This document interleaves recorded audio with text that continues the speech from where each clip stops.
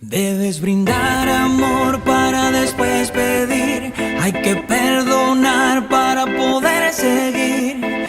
Recuerda que tenemos solo un viaje de ida y hay que darle gracias siempre a la vida, a la vida, a la vida, a la vida. Oye, abre tus ojos, mira hacia arriba. Disfruta las cosas buenas que tiene la vida. Abre tus ojos, mira hacia arriba. Disfruta las cosas buenas que tiene la vida. La la la la la la la la la la la la la la.